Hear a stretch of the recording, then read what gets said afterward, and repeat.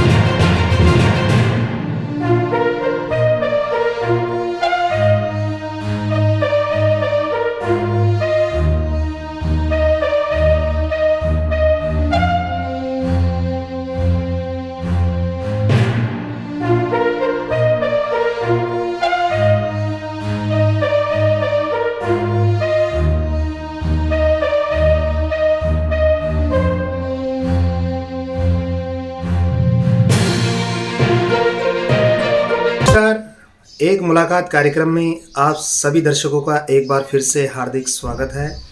लीजिए आज आपकी मुलाकात खटीक समाज से जुड़े हुए व्यक्ति से करवाते हैं जो ऑटो चालक से पार्षद बने हैं। कार्यक्रम की शुरुआत परिचय से करेंगे। सबसे पहले आप अपना परिचय दीजिए हमारे दर्शकों को। जी, सबसे पहले मैं आपके चैनल के माध्यम से सभी देशवासियों को नमस्कार करता हूँ। सभी को नमस्कार, प्रणाम। मेरा नाम नरेश नागर है। मेरे पिताजी का नाम जगदीश प्रसाद नागर है। माता जी का केशव देवी नागर है और मैं सूर्यनगर वार्ड 84 में निवास करता हूँ और यहाँ का पार्षद हूँ। आप ऑटो चालक से जो पार्षद बने हैं इसके बारे में आप हमारे दर्शकों को बताएं। सबसे पहले मैं पत्रकार महोदय आपको ये बताना चाहूँगा कि मैं खटीक समाज से हूँ और खटीक समाज का आशीर्वाद मुझे बढ़ चढ़ कर मिला है। मैं ऑटो करीब 13-14 साल से ऑटो चला रहा हूँ और देखो इस दुनिया में अपने बच्चे पालने के लिए किसी न किसी को किसी न किसी व्यवसाय में या किसी फील्ड में जाना पड़ता है। जी, ऑटो चलाना कोई गुनाह नहीं है। आज 30 से 35 हज़ार ऑटो जयपुर में चलती है और हर आदमी को railway station, airport, bus stand, हर जगह ये ऑटो आपको अवेलेबल मिलती है और वो न जाने कितने लोगों को इधर से उधर पहुँचाते हैं। नहीं नरेश जी, मैं सिर्फ आपसे ये जानना चाहता था कि ऑटो का कार्य करते हुए, क्योंकि ऑटो चालक सुबह से लेकर शाम तक ऑटो का कार्य करते रहते हैं, लेकिन ऑटो का कार्य करते हुए आप राजनीति में आपकी जो एंट्री हुई तो ये थोड़ा सा क्या है कि हर आदमी सोचने पर मजबूर हो जाता है कि ऑटो चलाते हुए आप कैसे इतना समय निकाल पाए राजनीति के लिए। तो इसके बारे में मैं आपसे जानना चाह रहा हूँ। जी, इसका श्रेय मैं मेरी माता और पिताजी को देना चाहता हूँ क्योंकि उन्होंने हमें बचपन से संस्कार यही दिए कि नर सेवा नारायण सेवा। आप अगर किसी पब्लिक की सेवा करोगे तो वो भगवान की सेवा होती है, तो उसको अपना कर्तव्य मानकर सेवा करें। तो ऐसे कोई आमजन हमारे पास में आते और छोटी मोटी समस्या, कभी किसी का बिल ज़्यादा आ गया हो या किसी का कनेक्शन लगवाना हो, किसी का राशन बनवाना हो, किसी का नल का कनेक्शन लगवाना हो या किसी पेंशन चालू करवानी हो, तो ऐसे सहयोग के लिए अगर मेरे पास आते तो मैं उनकी सेवा करके कोशिश उसको काम करने की कोशिश करता और वो होता भी। अच्छा, ये कार्य भी आप करते रहते थे? जी जी जी। तो उसी से आपको ये प्रेरणा मिली राजनीति में जाने की कि क्यों ना राजनीति में जाया जाए और राजनीति के अंदर कोई भी अच्छा सा पद मिल जाए। जैसे कि अब आप पार्षद बन गए हैं तो आप इस पार्षद बनने के बाद ज़्यादा से ज़्यादा लोगों की मदद कर रहे हैं। तो ये आप कार्य कितने सालों से करते थे जो आप बता रहे हैं? जी, मुझे 20 साल लगभग हो गए हैं। 13 साल की उम्र से मैं समाज की सेवा में लगा हुआ हूँ और कांग्रेस पार्टी से मैं लगा। कांग्रेस पार्टी का मुझे सहयोग भी मिला। मैंने कभी सोचा नहीं था कि मैं पार्षद बनूंगा, इस लेवल तक बनूंगा, पर कांग्रेस पार्टी ही है जो एक ऑटो चालक को टिकट देके और पार्षद बना सकती है। आप देखिए कि मैंने कभी सोचा नहीं था कि मेरा ख्वाब नहीं था कि मैं पार्षद बनूंगा, परंतु मैं अपनी लगन से, मेहनत से ये काम करता गया, लोगों की सेवा करता गया। पार्टी ने मुझ पर विश्वास जताया और हमारे लोकप्रिय विधायक रफीक खान ने मुझ पर विश्वास जताया। उस विश्वास में मैं खरा उतरा हूँ और आज आपके सामने पार्षद बन के पब्लिक की सेवा कर रहा हूँ। अच्छा नरेश जी, मैं ये भी जानना चाहूँगा, जिस समय आपने पार्षद के लिए जो अपने विधायक महोदय को बताया कि भाई मुझे भी पार्षद का टिकट दो, तो और भी बहुत सारे लोग होंगे? जी बिल्कुल, बहुत से लोगों ने टिकट मांगी कांग्रेस पार्टी में और ये उनका हक है। दावेदारी सब कर सकते हैं, इसमें कोई दो राय नहीं है, परंतु विधायक साहब ने मुझे पर विश्वास जताया, उस पर मैं खरा भी उतरा हूँ और ये आशीर्वाद विधायक साहब का और पार्टी का हमारे को बना हुआ है। अच्छा, जब आपका नामांकन तय हो गया तब आपको कैसा महसूस हुआ, क्योंकि इतने लोगों के बीच में टिकट आपको मिलना एक बहुत बड़ी उपलब्धि है। देखिए, इस एरिया से पहले कभी कांग्रेस जीती नहीं थी, तो मुझे ये चीज़ भी ध्यान में थी, परंतु मुझे ये विश्वास भी था कि जिन लोगों की मैंने सेवा की है, पार्षद का मूलभूत कर्तव्य होता है कि पब्लिक को मूलभूत सुविधाएं पहुंचाना, परंतु मुझे विश्वास था कि ये काम तो हमने पार्षद नहीं थे उससे पहले से करते आ रहे हैं, तो पब्लिक मुझे आशीर्वाद जरूर देगी और उसमें मैं सफल भी रहा। अच्छा नरेश जी, मैं आपसे ये भी जानना चाहूँगा कि पार्षद बनने के बाद अब तक आपने अपने क्षेत्र के लिए कौन कौन से कार्य किए, ये हमारे दर्शकों को बताया।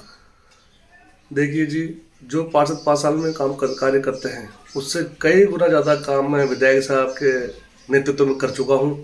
पत्रकार महोदय जी, मैं आपको बताना चाहूँगा कि वार्ड 84 में जहाँ कच्ची बस्तियाँ थी, जहाँ कभी रोड डलने लायक नहीं थी, वहाँ हमने रोड डलवा दी है। सिविल लाइन जहाँ नहीं थी वहाँ सिविल लाइन डलवा दी है।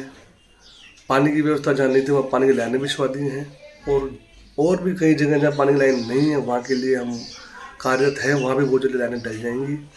और आमागढ़ के अंदर एक सुलभ शौचालय बनवा दिया, जिसके लिए हाईवे से आने जाने वाले और हमारे वार्ड के लोग सुविधाएं ले रहे हैं और काफ़ी लोगों को वो काम आ रहा है। ऐसी कई योजनाएं हमने करी हैं, जैसे राशन लोगों के चालू करवाना, गरीबों के लोगों के BPL बनवाना, लोगों के मजदूर डायरिया बनवाना, लोगों के लिए आधार कार्ड के कैंप लगवाना, पहचान पत्र के बनवाना, इस तरीके की स्कीमें भी हम अपने वार्ड में चालू रखते हैं ताकि लोग उसकी सुविधा ले सकें।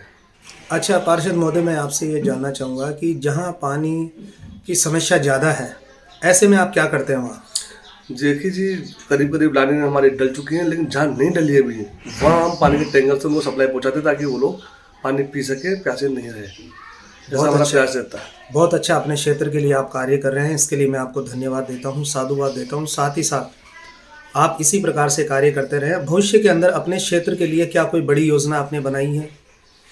देखिए जी, CM साहब भी एक प्रोग्राम किए थे, उसमें घोषणा की है हमारे वार्ड के अंदर एक समुदाय के अंदर की घोषणा उन्होंने की है, जिससे लोग समुदाय के लोग जुड़ के, सभी समुदाय के लोग जुड़ के उनसे उस यूज लेंगे।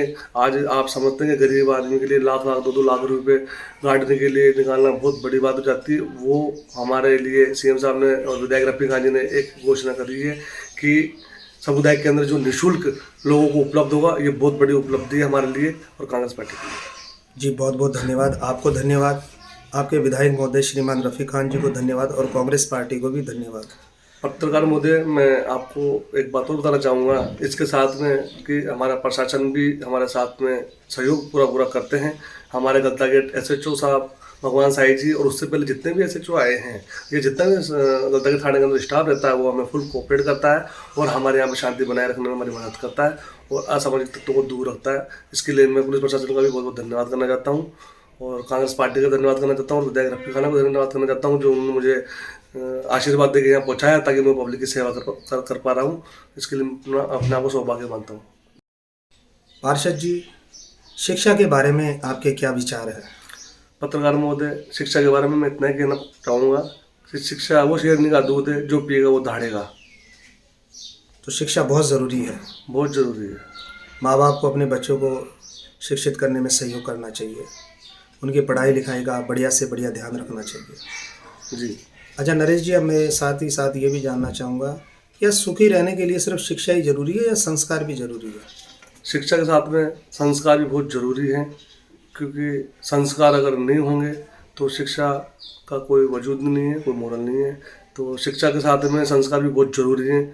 अपने माता पिता के, अपने से बड़े बुजुर्गों के और अपने ईश्वर के हमेशा चरण छूने चाहिए, चरण स्पर्श करने चाहिए और उनसे सीखना चाहिए। जो वो अच्छी चीज़ हमें सिखाते हैं हमारे जीवन के लिए, वो हमें बहुत महत्वपूर्ण होती है। पार्षद महोदय, आपने बहुत अच्छी बात बताई कि संस्कार बहुत ज़रूरी है, शिक्षा भी से भी ज़्यादा संस्कार बहुत ज़रूरी है। बच्चों को अपने माता पिता को प्रणाम करना चाहिए, इसके अलावा प्रभु में भी आस्था रखनी चाहिए। हमारे समाज के गरीब है, पिछड़े हैं, उनकी हम मदद करते हैं। मदद करना बहुत अच्छी बात है, हर इंसान को मदद करना भी चाहिए। साथ ही साथ मैं आपसे ये जानना चाहूँगा कि मदद तो हम कर ही रहे हैं, अगर मदद के साथ साथ हम रोजगार में भी मदद कर दें तो कैसा रहेगा, इसके बारे में आपके क्या विचार हैं? पत्रकार महोदय, इस विषय में आपको ये बताना चाहूँगा कि मदद अगर अपन किसी की करते हैं, बहुत अच्छी बात है, मदद कीजिए। पर मदद एक दिन ख़त्म हो जाती है। अगर आप किसी की मदद करोगे तो वो एक न एक दिन ख़त्म हो जाती है। परंतु अगर आप उनको रोज़गार देने में मदद करते हैं तो रोज़गार से वो अपनी मदद खुद कर पाते हैं और आगे के लोगों की भी मदद कर पाते हैं। तो मैं ये चाहूँगा कि मदद के साथ साथ में अगर उनको रोज़गार भी अपन दिलवाने की कोशिश करें तो वो सक्षम होंगे, आत्मनिर्भर होंगे और हमारा यही मोटो रहता है। नरेश जी, आपका बहुत बहुत धन्यवाद। आपने बहुत अच्छी बात कही है। इसके लिए मैं आपकी बात का समर्थन करते हुए कहना चाहता हूँ कि मदद तो हमें करनी ही है, लेकिन मदद के साथ साथ हमें इस बात का भी विशेष रूप ध्यान रखना है कि जिन लोगों की हम मदद कर रहे हैं उनके रोज़गार का भी ध्यान रखें कि ये क्या काम करते हैं और कैसे हम इनको रोज़गार में इनकी मदद करके इनको सक्षम बना दें।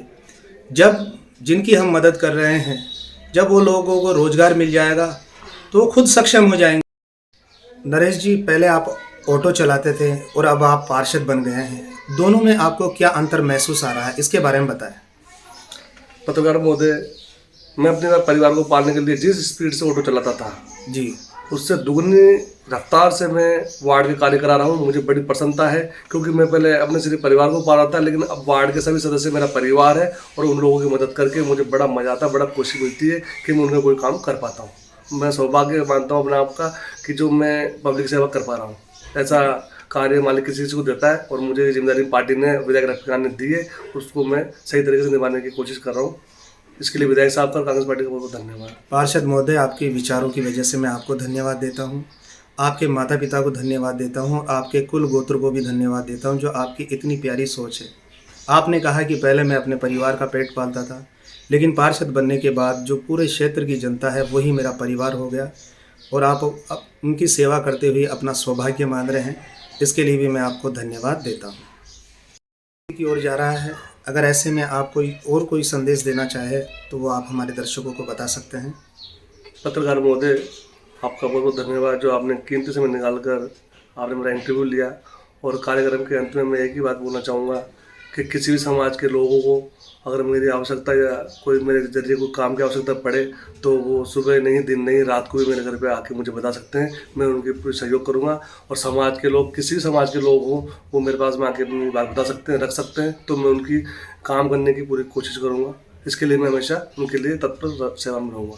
नरेश जी, नगर आपने बहुत अच्छी बात कही है कि अगर आपके योग्य कोई भी कार्य है तो कोई भी समाज बंधु या जो आपके क्षेत्र की जनता है वो आपके पास आ सकते हैं। आपको बहुत बहुत धन्यवाद। आप जीवन में और तरक्की करें। इसी शुभ संदेश के साथ दिल्ली क्राइम प्रेस से मैं पत्रकार ब्रजेश कुमार नावरिया, धन्यवाद।